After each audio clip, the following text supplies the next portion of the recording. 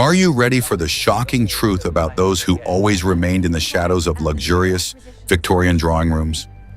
The opulent facades of historic mansions reliably concealed the real human dramas unfolding daily behind tightly drawn velvet curtains. The lives of London's noble families seemed like a flawless fairy tale only to casual passers-by on the street. In reality, these noble gentlemen often suffered from massive gambling debts, forbidden love affairs, and serious illnesses. And the very first witnesses to this carefully concealed shame were inevitably the ordinary servants. Numerous servants moved absolutely silently through the narrow, dark corridors, carrying out their endless, arduous duties. Every day they stoked the fireplaces and washed personal laundry, becoming unwitting keepers of the darkest family secrets. The servants saw their influential masters in moments of greatest weakness, uncontrolled rage, or deep despair. Maids and footmen were required to show absolute blind loyalty and the ability to keep their mouths shut under any circumstances. Watch the video to the end, and you'll learn how a single overheard word could ruin an ordinary person's life forever.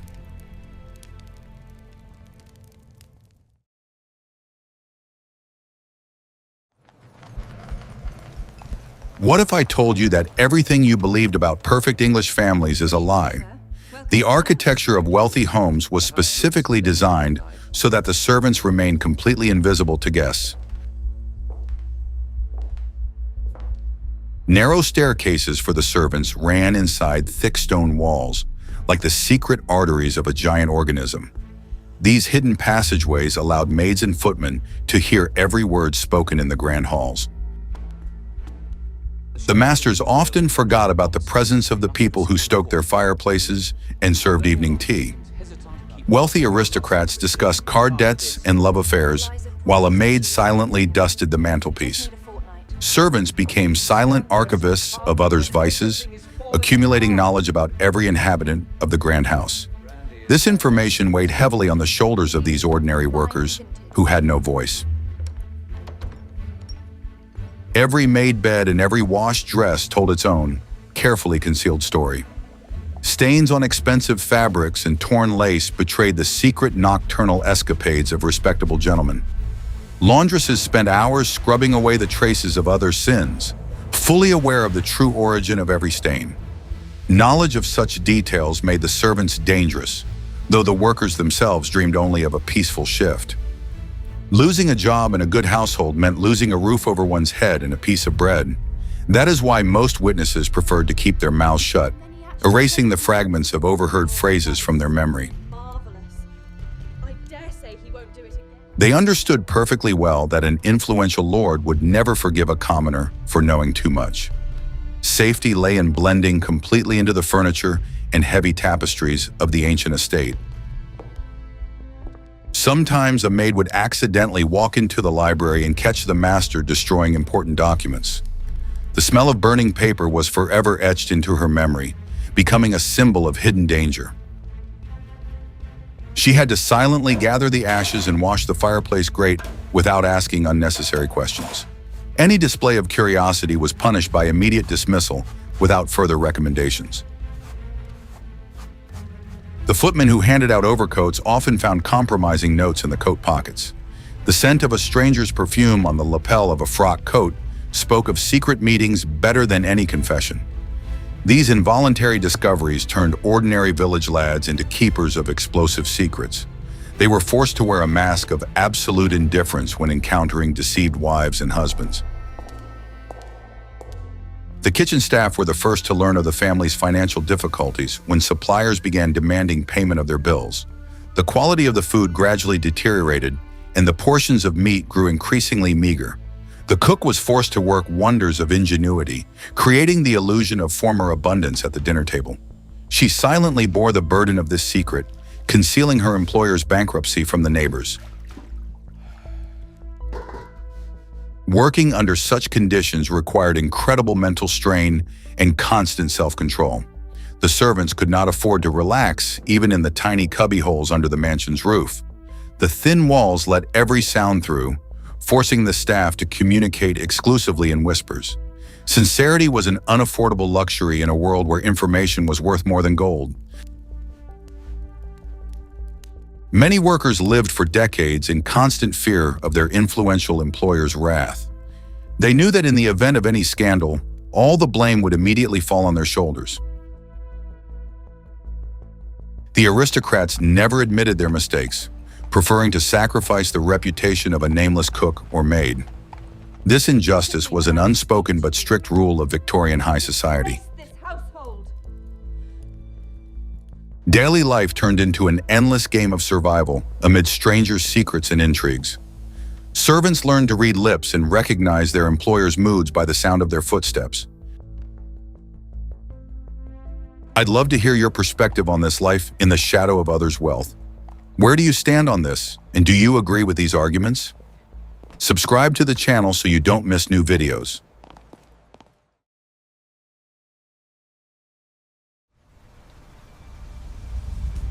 Are you ready to learn the truth about the hidden corridors of English estates? The space of a large house was divided into two completely different, almost non-overlapping universes. The grand halls were bathed in the light of crystal chandeliers, dazzling guests with their magnificent decor. The servants' corridors resembled dark labyrinths, devoid of windows and fresh air.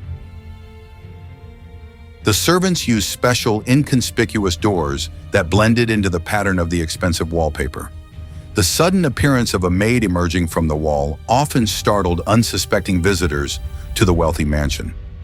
These secret passages allowed the staff to instantly appear where needed, remaining unnoticed. Invisibility was the primary standard of service quality during the austere Victorian era. Thanks to this architecture, the servants were always at the center of family conflicts. Thick carpets muffled the maid's footsteps as she froze by the half-open door of the luxurious study. She became an unwitting listener to conversations about ruin, forged wills, and card debts. It was impossible to hide from this knowledge, as the job required a constant presence in the rooms. Cleaning the private quarters turned into a daily expedition through a minefield of other people's secrets. A letter left on the dressing table could reveal the truth about an illegitimate heir. The maid carefully swept the dust around the envelope, trying not even to look at the familiar handwriting. Any wrong move could lead to a charge of espionage and immediate expulsion. The masters believed their subordinates were stupid and incapable of piecing scattered facts together. They openly discussed their shady dealings, regarding the servants as little more than useful furniture. This arrogant blindness often played an incredibly cruel and vicious joke on the aristocrats. The average footman possessed a far sharper mind and keen observation than his lord supposed. Knowing other people's secrets rarely benefited the simple workers with their brooms and heavy trays. More often than not, this information became a heavy burden, poisoning every workday. The servants lived in constant tension, fearing that a careless, accidental glance might betray their knowledge. They practiced a completely blank expression, concealing any human emotion. Evenings in the servants' quarters passed in oppressive silence, broken only by the clatter of plates. The head butler strictly suppressed any gossip, understanding the destructive power of a careless word.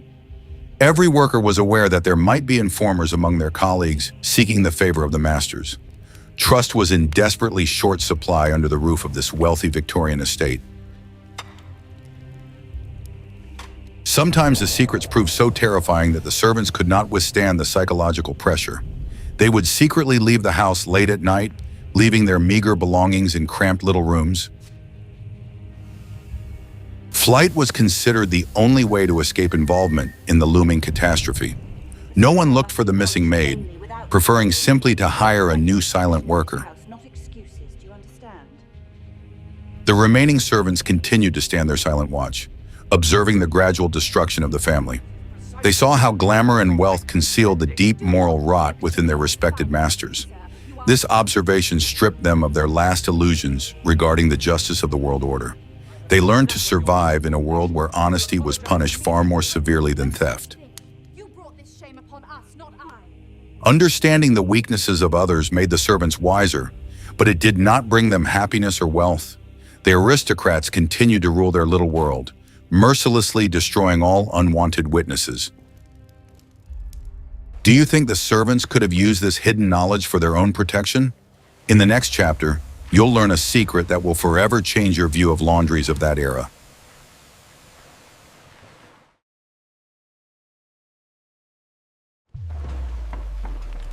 I will reveal the best-kept secret of old Victorian laundries and ironing rooms. It was there, amid clouds of thick, hot steam, that the true faces of noble ladies and gentlemen were revealed. Laundresses saw their employers' clothes in their most unsightly, tattered, and dirty state. Stains on the hems of luxurious dresses told of nighttime strolls through the city's grimy outskirts. Men's shirts bore traces of powder from dubious theater dressing rooms. The scent of someone else's perfume seeped into the expensive fabrics, becoming a silent witness to broken marital vows. The head laundress methodically soaked these clues in boiling water, erasing the traces of others' misdeeds. Her hands were red from caustic soap, and her mind was filled with others' sordid secrets. Laundry in those days was incredibly hard and exhausting physical labor.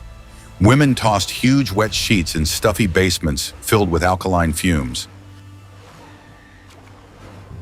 In the course of this grueling work, they would find forgotten notes and small items tucked away in the folds of clothing. A cufflink from someone else's suit could ruin the reputation of an entire aristocratic family. Found items were always returned to the house manager with a silent bow and downcast eyes. The laundress had no right to ask questions or express surprise at her discoveries. Her task consisted solely of ensuring the perfect whiteness of collars and starched petticoats. Silence was as integral a part of her work as the use of an ironing board.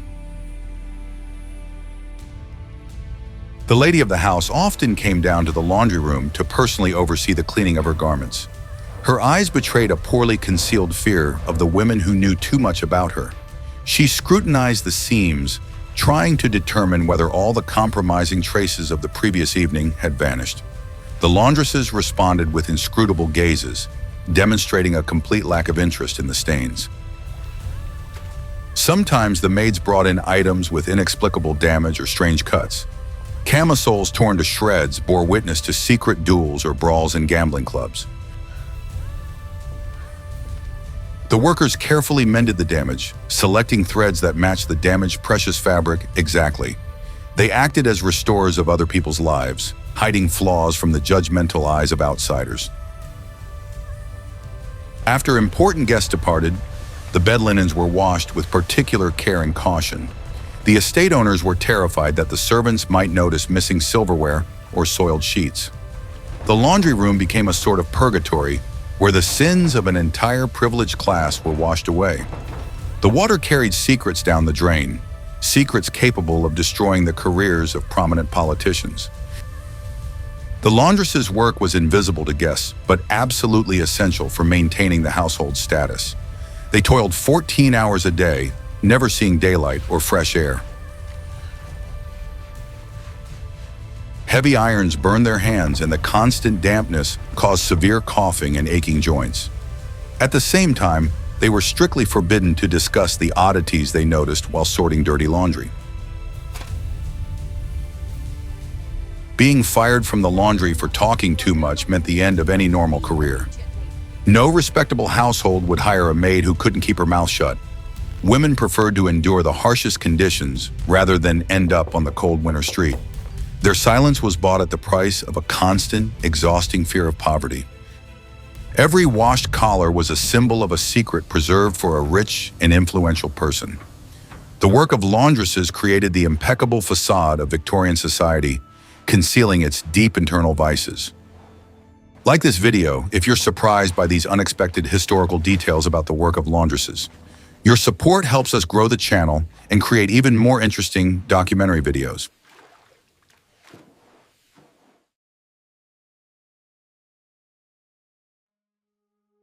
The hidden truth that everyone keeps quiet about is often concealed behind the heavy oak doors of mansions. Victorian society demanded that its members adhere strictly to strict moral principles in their public conduct. Aristocrats spent vast fortunes on creating the image of an ideal and deeply religious family. Servants were the most important tool in maintaining this massive social theatrical production. Morning prayers gathered the entire household in the grand library to read sacred texts. The master, with a pious expression, read passages on humility while standing before his weary servants. Maids and footmen lowered their eyes, well aware of this respectable gentleman's nocturnal revelries. Religion was often used as a convenient screen to conceal highly unsavory daily deeds.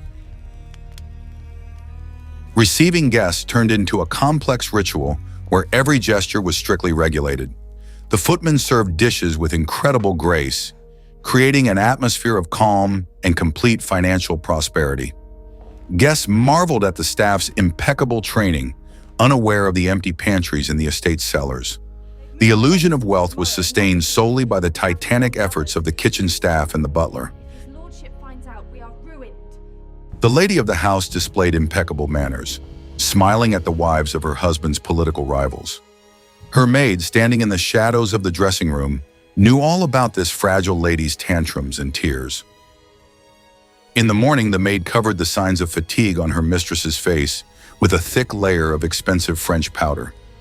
In the evening, the countess shone once more at the ball, surrounded by the admiring glances of the capital's aristocrats. An impeccable reputation was the main asset of any self-respecting Victorian family. To preserve the family's good name, they resorted to any tricks, bribes, and secret blackmail. Servants found themselves on the front lines of this battle for public opinion and social status. They were tasked with delivering envelopes of money to the right people and intercepting letters from pesky creditors. If a scandal threatened to break out, one of the servants was immediately blamed. The disappearance of a valuable family brooch was often attributed not to a son's gambling debt, but to a maid's thievery. The poor girl was thrown out onto the street without references, her modest life ruined forever. The true culprit continued to attend social gatherings, saving face before high society. The butler acted as the chief director of this daily charade of domestic bliss. He knew the schedule of secret visits and skillfully managed the logistics within the large house. Unwanted guests were escorted out through the back door a minute before the mistress's lawful husband arrived. The butler's skill was judged precisely by his ability to prevent such awkward encounters. Sunday trips to church demonstrated the family's unity and the staff's loyalty. The carriages gleamed in the sun, and the coachman, in his impeccable livery, confidently guided the thoroughbred horses. A crowd of onlookers watched in admiration as this symbol of the unshakable old traditions passed by. No one saw the worn linings on the footmen's uniforms or the cracks in the carriage's wooden springs. A life of constant deception left a heavy mark on the psyche of the servants. They grew accustomed to lying, even about trivial matters, protecting the peace and secrets of their powerful employers. Sincerity vanished from their interactions, giving way to cold professional calculation and extreme caution. The house turned into a fortress of lies, where only the walls and the silent servants knew the truth. The moral code of the era dictated harsh rules that were practically impossible to follow. Hypocrisy became the norm, while honesty was considered a sign of bad taste and foolishness. Do you agree with this? Do you think such a life was justified by status? In the next chapter, you will learn exactly how the masters permanently got rid of the most troublesome and dangerous witnesses.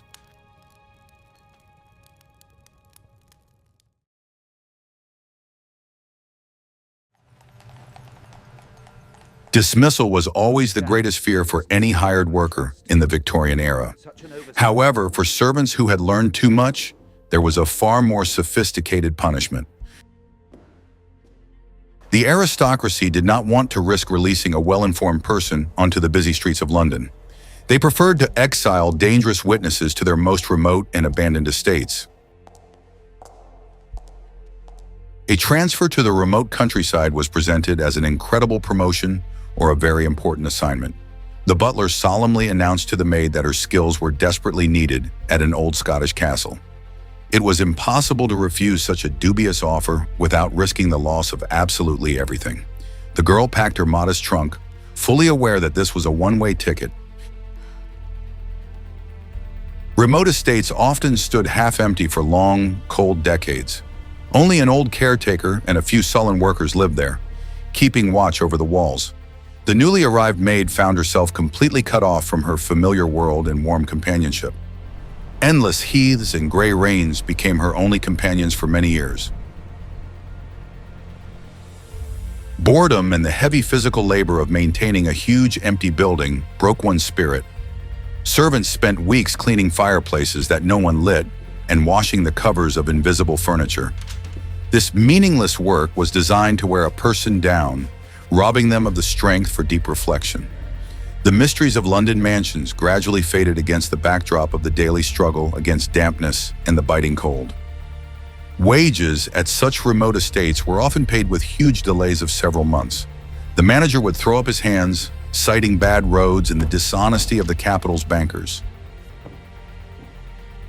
Without money, a maid could not even buy a stagecoach ticket to the nearest major city. She became a virtual prisoner of her employers, tied to the place by a thick ledger of old debts. Many servants spent the best years of their irretrievably lost youth in such exile. They grew old amid dusty tapestries, losing hope of ever returning to the bustling capital. Their knowledge of their master's sins lost its relevance, turning into meaningless fragments of memory. The aristocrats celebrated their victory, having eliminated the threat to their reputation without unnecessary fuss or scandal. Occasionally, the master's youngest son would arrive at the abandoned estate to ride out the aftermath of yet another duel.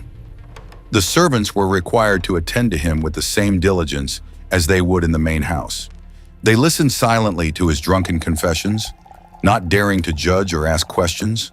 The exile continued, supplemented by new duties to care for the troubled, banished relative. Living conditions in remote castles often led to the saddest and most tragic outcomes. Calling a doctor from the nearest village was expensive, and the medicine cabinet consisted of useless dried herbs. Any serious illness claimed the lives of young, healthy girls within a few rainy days. The masters in London merely breathed a sigh of relief upon receiving news of the natural passing of a dangerous witness. The patronage system functioned flawlessly, safeguarding the interests of the ruling class for centuries. Ordinary people were merely pawns on a vast chessboard of others' political ambitions. The fear of ending up in an old, cold castle forced the staff of London mansions to keep their mouths shut. Silence was the only sure way to keep their place by the warm kitchen hearth. Seems entirely preoccupied with the porcelain.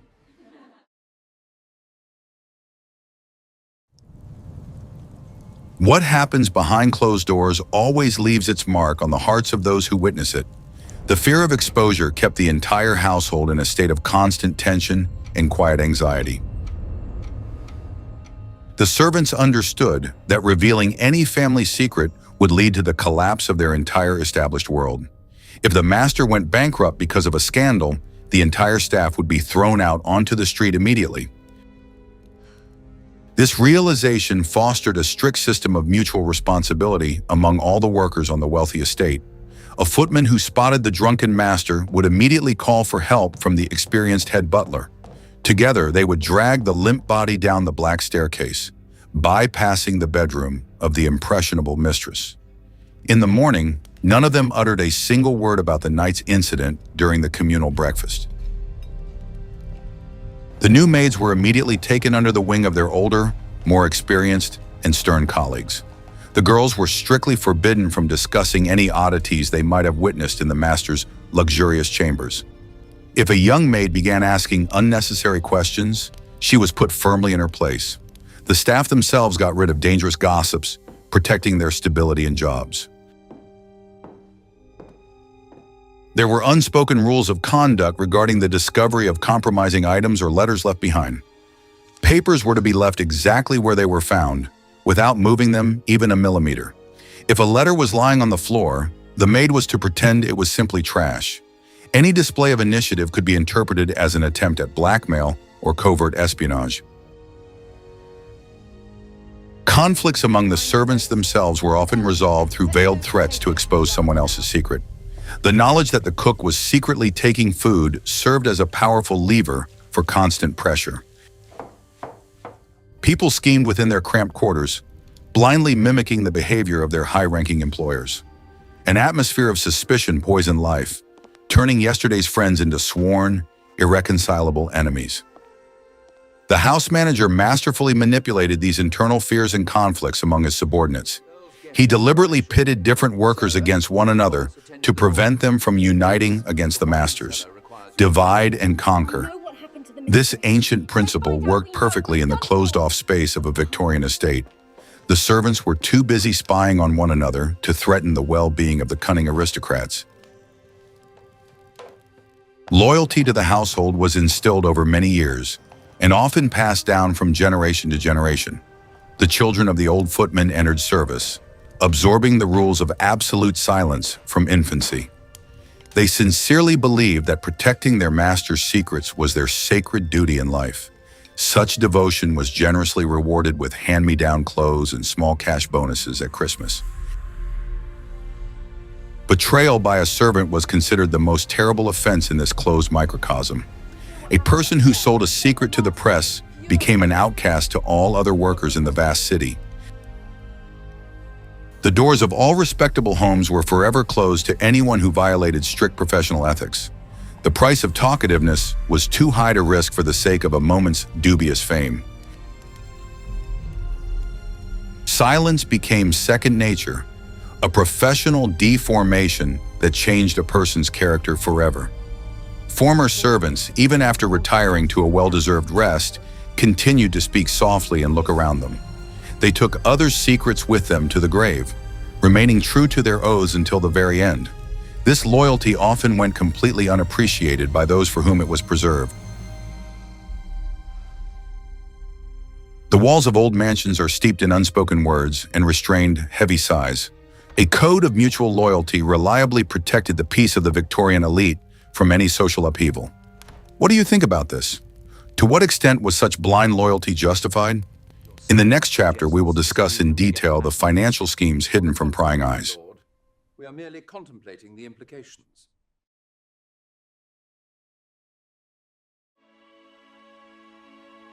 The financial well-being of Victorian aristocrats was often nothing more than a beautiful, carefully crafted illusion. Behind the facades of lavish receptions lay enormous debts and mortgaged family estates. The servants were the first to learn of impending bankruptcy from the huge number of angry letters from creditors. Envelopes bearing bank seals landed on silver trays with frightening and catastrophic frequency. The house manager played a complex game, trying to make ends meet on an empty budget. He delayed the wages of the junior staff, citing temporary difficulties with bank transfers. The cook had to haggle with the butcher until she was hoarse, begging him to give her groceries on credit for another week. The household's reputation rested entirely on the diplomatic talents of these humble hired hands. Urgent request from the drawing. The master often demanded that a grand ball be organized to pull the wool over the eyes of worried creditors. The servants worked around the clock, polishing the parquet and resewing old tablecloths to hide the scuffs. Every possible trick was employed, including decanting cheap wine into bottles that had once held expensive Bordeaux. The guests enjoyed the evening, completely unaware that this lavish celebration had been organized on credit. Visits from bailiffs were the worst nightmare for any head butler. He had to keep the officials waiting in the entrance hall while the master slipped away through the back door. The footmen, with stony faces, lied to the law enforcement officers about the lord's sudden departure abroad. Participation in these schemes made the servants unwitting accomplices to serious crimes of office. Sometimes impoverished aristocrats stooped to outright theft and banal, sophisticated fraud. They forced chambermaids to forge checks or steal jewelry from their own wealthy guests. Refusing such an order meant immediately losing one's job and coming under police suspicion. The blame was always shifted onto those lower down the rigid social ladder. I merely wish for you to recognize your own failings. Knowing their employers were poor gave the servants a certain, albeit very illusory, power. They could threaten to spread rumors around town, which would instantly destroy what little reputation the family had left. However, most chose to remain silent, hoping for a miracle in the payment of their meager, overdue wages. Moving to another position without a recommendation from a bankrupt lord was extremely difficult. Some enterprising footmen managed to profit from their employer's financial collapse. They sold information about their master's debts to moneylenders for a small percentage of the future deal. It was an incredibly dangerous game, threatening harsh imprisonment if the scheme was quickly exposed. Nevertheless, desperation drove people to the most reckless and frankly risky actions. The process of ruin could drag on for years, slowly draining the life out of the entire household. Curtains faded, carpets wore through to holes, and silverware gradually found its way to pawn shops. Servants watched this decline with sadness, recalling times of former abundance and splendor. They tried to maintain a semblance of dignity until the very end, polishing brass doorknobs to a shine.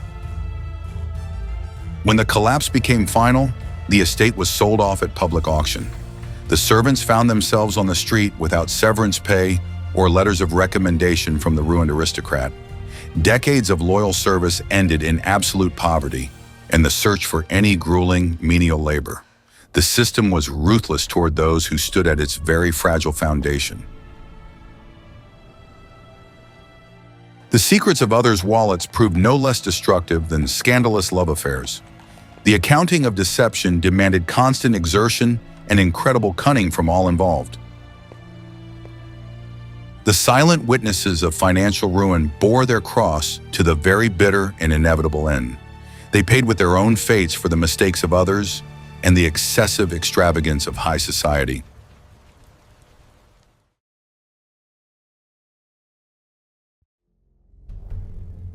In the world of Victorian aristocracy, admitting one's own guilt was considered a sign of unforgivable weakness. Gentlemen never made mistakes, and true ladies never committed reprehensible or foolish acts. If trouble did arise, however, a suitable person had to be found immediately to take the blame. This role almost always fell to the most vulnerable member of the household staff. The disappearance of valuables in the house was regularly blamed on the dishonesty of the poor maids who came to work there. If the master's son gambled away the family watch at cards, a young maid was immediately declared the culprit. The police rarely bothered to investigate, placing complete trust in the word of a respected member of the House of Lords. The girl was sent to a gloomy prison, while the young playboy continued his dissolute lifestyle. Damage to valuable property also demanded the immediate identification of a convenient, silent culprit. Wine spilled on an antique rug was always the fault of a clumsy footman, not a guest's drunken escapade. The cost of the damaged item was ruthlessly deducted from the poor workers' already meager wages. It was pointless to protest, as the master always had every right to fire a servant for insolence. Sometimes servants took the blame entirely of their own accord, to save the reputation of their beloved employers. An elderly nanny might claim that she had accidentally started a major fire in the children's room. In reality, the fire had been caused by the carelessness of a drunken tutor, a distant relative of the lady of the house. For such self-sacrifice, the nanny was secretly granted a small lifetime pension and sent to the countryside. However, more often than not, the role of scapegoat was imposed by force and very crude blackmail. If an illegitimate child was born into the family, they tried to hide the shame by any means available. A pregnant servant might be forced to pass off someone else's baby as her own, under threat of physical violence. This woman's life was forever ruined for the sake of preserving the peace of a noble and very wealthy family. Servants lived in constant fear of being suddenly accused of others' grave sins. They tried not to be left alone with their employer's belongings, so as not to give cause for suspicion. Any broken glass caused panic, as it could result in dismissal with a tarnished record. Injustice was woven into the very fabric of the relationship between the employer and the powerless worker. The newspapers of the time were filled with reports of trials against cooks and footmen who had stolen. readers indignantly discussed the ingratitude of the common people who had dared to steal from their noble benefactors. The true reasons behind these thefts and show trials remained hidden behind a thick veil of lies.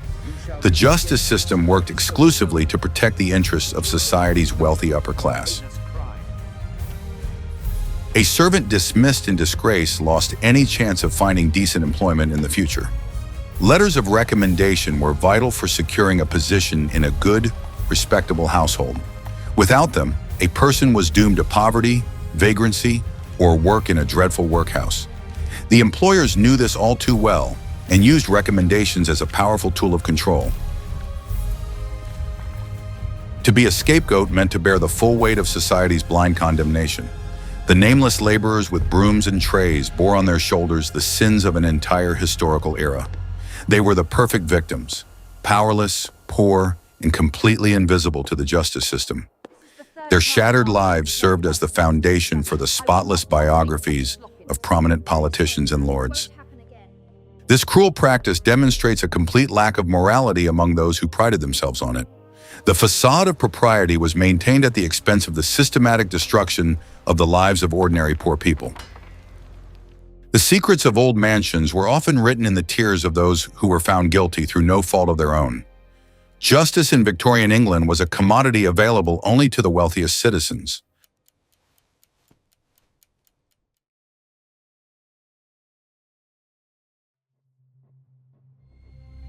Life within the confines of a vast estate inevitably led to the emergence of complex personal relationships. Strict rules categorically forbade any romantic ties among members of the domestic staff. For a servant, the mere chance to spend an evening with his girlfriend was considered an unallowable luxury. The masters demanded that all the workers' energy be devoted exclusively to maintaining perfect order. Despite the prohibitions, secret romances between footmen and maids flared up quite regularly.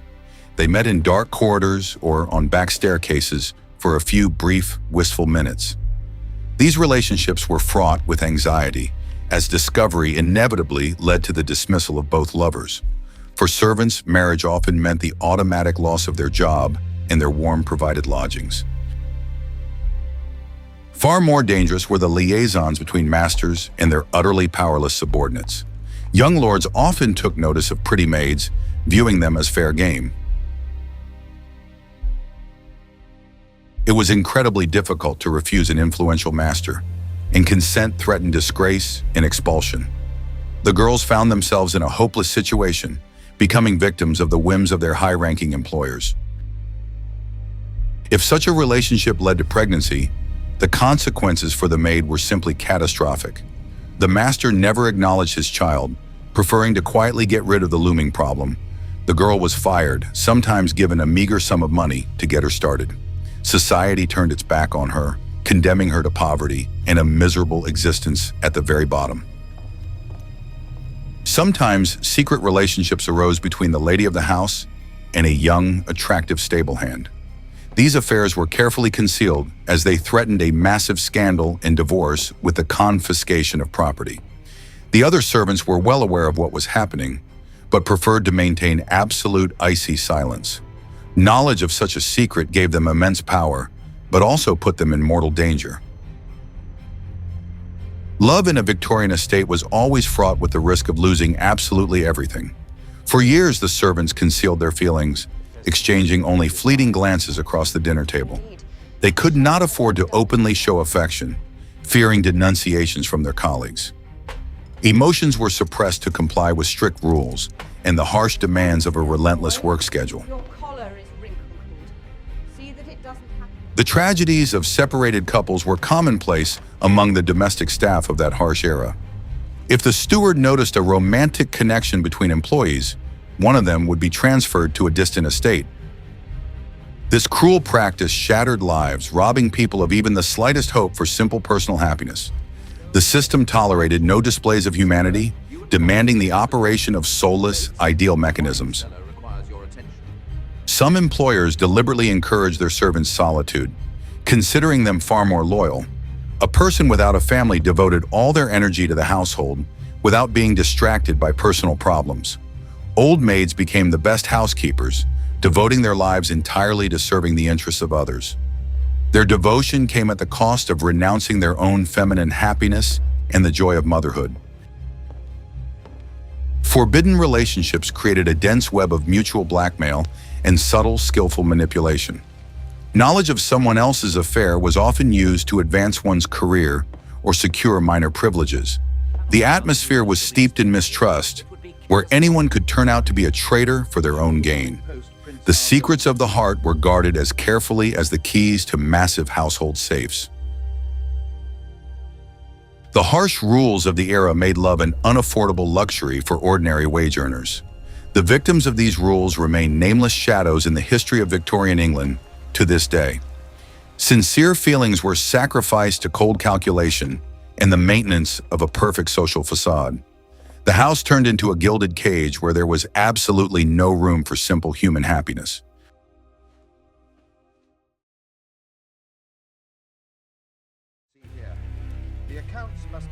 The employer's power over the life of a common servant was practically absolute and unquestionable.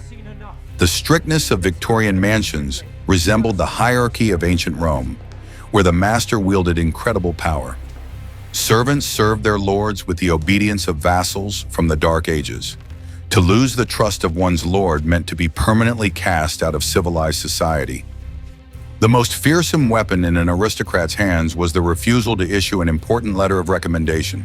This small sheet of paper with a coat of arms seal was worth more than a worker's entire savings. The masters were well aware of the power of this tool and used it quite shamelessly. The threat of ruining a reference forced servants to carry out the most humiliating and blatantly illegal orders. They kept silent about financial fraud, endured beatings, and concealed their employers' betrayals. Fear of the future paralyzed their will, turning people into submissive and silent slaves. Sometimes references were withheld simply on a whim or because the lady of the house was in a very bad mood. If the countess didn't like how a maid brewed tea, the girl could be fired without any papers. A commoner could not defend her rights in court, as lawyers cost a fortune. Judges always sided with the rich and influential members of London's high society. A servant dismissed without references would very quickly sink to the very bottom of London's slums. Men drank themselves into oblivion in cheap pubs, and young women often ended up on the cold pavement. Their tragic fates served as a vivid lesson for those who continued to serve in wealthy households. This fear forced the staff to turn a blind eye to any crimes committed within the old estate. Some desperate workers tried to forge letters of recommendation from prominent lords. This was an extremely risky undertaking, as house managers always verified the authenticity of the documents provided. If a fraudster was exposed, they faced harsh imprisonment or exile to hard labor. The laws strictly protected the aristocracy's monopoly on the right to determine the fates of their subordinates. The recommendation system created an invisible but incredibly strong wall around the elite's secrets. No servant dared to tell the truth about their masters, rightly fearing terrible revenge. Journalists tried in vain to bribe maids, offering them large sums for scandalous details. The fear of losing their future always proved much stronger than the desire for easy and quick money. Even after their employer's death, servants were far from always released from their oaths. Heirs could refuse to renew recommendations if an employee displayed excessive, foolish defiance. This dependency was passed down through generations, binding servants' families to a single aristocratic family for decades. Breaking free from this vicious cycle was practically impossible for any ordinary person. The history of Victorian servants is a story of an invisible, daily and very arduous feat. They kept others' secrets at the cost of their own well-being, health, and peace of mind. Their silence became the powerful foundation upon which the grandeur of the British Empire of that time rested. Without their devotion, this illusory world would have collapsed under the weight of its own vices.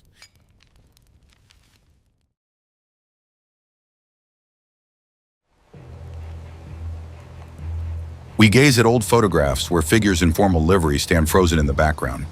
These silent witnesses carried the most terrible secrets of the 19th century into oblivion. They paid a huge price for the right to simply stand alongside the powerful of this world. Their fates teach us that true power always rests on the fear and silence of subordinates. We have turned the pages of the darkest and most hidden chapters of the history of Victorian domestic servants. The fates of these people prove that behind every grand facade lie dark and unsavory secrets. Knowing others' secrets rarely brought happiness, more often resulting in exile, a ruined life, and an eternal silence. Suggest topics for future videos you'd like to see on our channel in the comments, and be sure to subscribe.